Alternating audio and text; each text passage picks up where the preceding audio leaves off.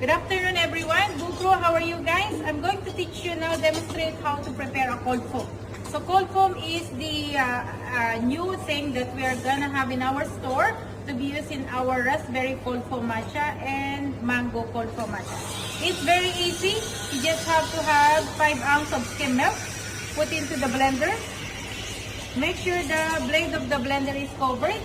And then you just have to add 1 pump of the raspberry. See? So, cover it properly. Should lock this. Okay?